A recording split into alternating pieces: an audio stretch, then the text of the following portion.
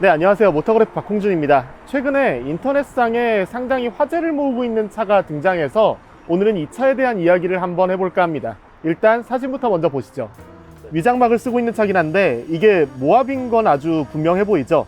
전면부가 거의 그대로 드러나 있어요. 기아 엠블럼도 아주 선명하고요. 차고가 상당히 높고 휠하우스 공간도 상당히 넉넉해 보이는데 모하비처럼 6홀 구조, 그러니까 휠을 체결한 볼트가 6개인 것도 확인이 됩니다. 그런데 이 차 뒤를 보시면 알 수 있지만 적재함이 달려 있어요. 이건 누가 봐도 픽업 트럭인 게 분명해 보이죠? 와, 이거 모하비 픽업 트럭 나오는 거 아니야? 뭐 이런 다양한 반응이 쏟아지고 있어요. 실제로 외신들을 통해서도 이 차를 기반으로 한 예상도가 많이 등장하고 있습니다. 그런데 이거 조금 이상하다는 생각 들지 않으셨나요? 대놓고 모하비인 걸 드러내고 있고 위장막을 두른 게 의미가 없다는 느낌이 들 정도로 노출되어 있는 부분이 많습니다. 심지어 기아 로고까지 아주 대문짝만하게 박혀 있잖아요. 이 자동차 회사들이 신차를 개발할 때 일반적으로 가장 중요시하는 게 보안입니다.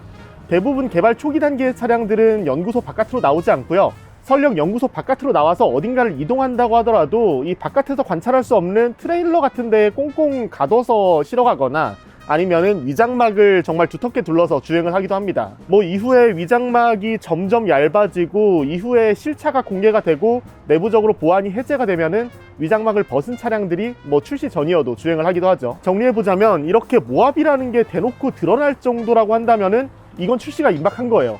그런데 아시겠지만 이 사진 지금 최초로 포착된 거기 때문에 많은 화제를 낳고 있는 거거든요. 그렇다고 해서 기아가 모하비 픽업이 나옵니다 라고 공식화한 적도 없어요. 무엇보다 이게 양산차라고 하기에는 조금 빈약해 보입니다. 차체에 비해서 휠 크기라든지 타이어 사이즈도 조금은 좀 빈약해 보입니다. 비례감도 어떻게 보면 좀 이상한데 정말 모하비 앞을 잘라서 붙여놓은 것 같은 그런 느낌이 듭니다. 이러면 유추 가능한 게 딱 하나입니다.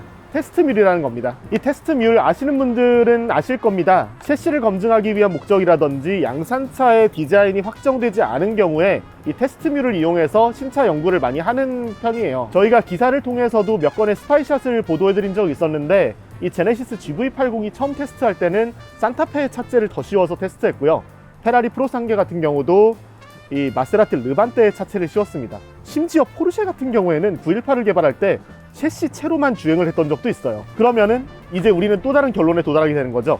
이 차량은 테스트뮬이고 결국 모하비가 아니라는 걸요. 이거 너무 소설 아니냐 라고 생각을 하실 수 있는데 이 소식을 알만한 저희 취재원과 한번 통화를 해봤습니다. 결론적으로 말씀드리자면 이 차량 테스트뮬이 맞다고 합니다. 아직 디자인이 확정되지 않았다는 점까지 확인을 해줬는데요. 자, 이쯤 되면 이건 모하비가 아니구나 라고 추측하실 수 있겠지만 이게 반은 맞고 반은 틀린 얘기입니다. 이 뭔 개소리야!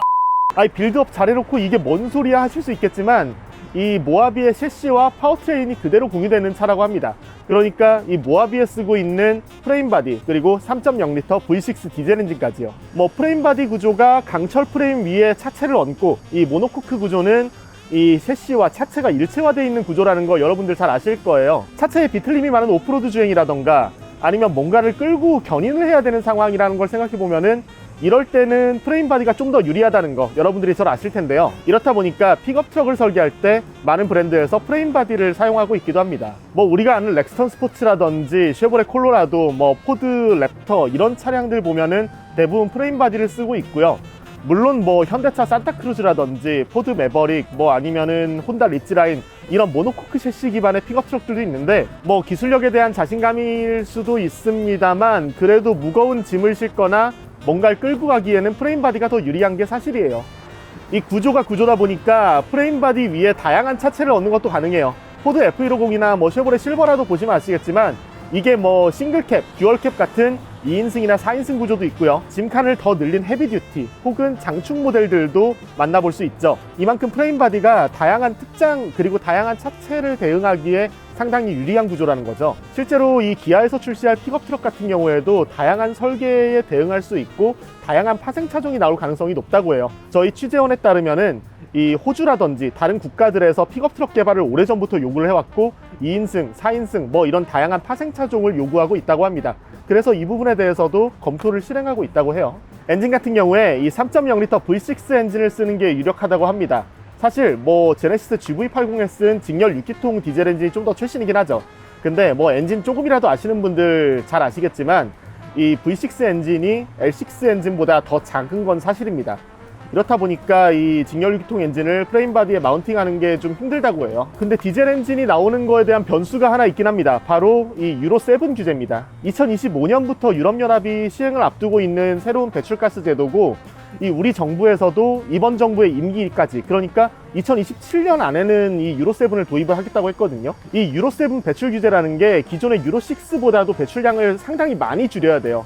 아직 초안이 확정되진 않았습니다만 업계에서는 뭐 이게 마지막 내연기관 규제다 뭐 이런 얘기가 나올 정도로 상당히 엄청난 기술력을 요구하고 있다고 하고, 이 배출 규제에 대응하기 위해서는 엄청난 개발비가 들어가겠죠. 이건 착각과도 직결이 될 거고요. 하지만 우리나라 같은 경우에 이 배출가스 규제가 시행되기 전에 출시된 차들, 그러니까 유로 7이 시행되기 이전의 차들이겠죠.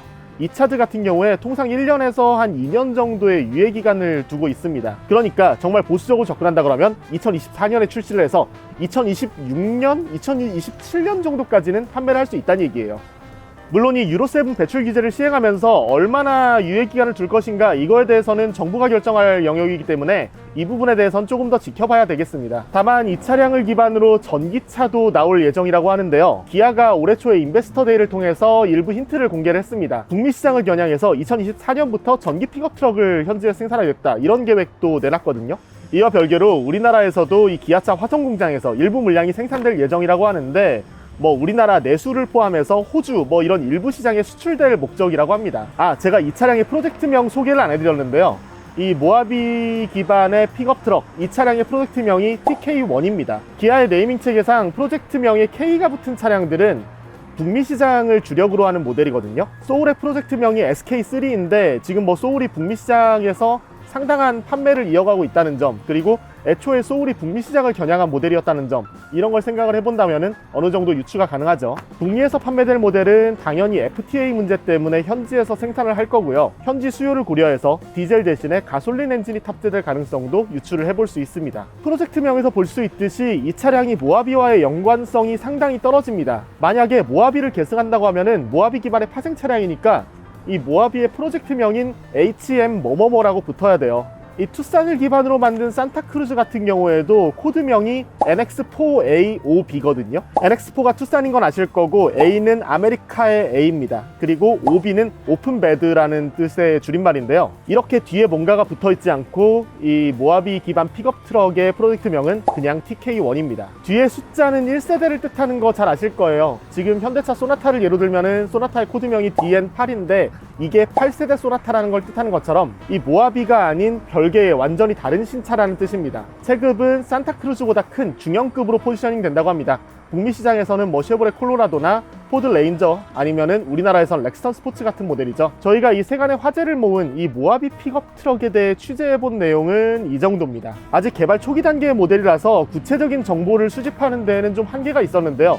그럼에도 이 차량에 대한 정보가 저희 귀에까지 상당히 많이 들려오는 걸 보면은 이 차량이 생각보단 빠르게 양산되지 않을까, 그런 추측을 해보고 있습니다. 기아의 픽업 트럭에 대한 정보 입수하는 대로 저희가 추가적으로 소식 전해드리도록 하겠고요. 제보도 뭐 영상 아래에 이메일 혹은 뭐 저희 SNS 채널 어떤 형태로든 제보도 환영하겠습니다. 전 지금까지 모터그래프 박홍준이었습니다.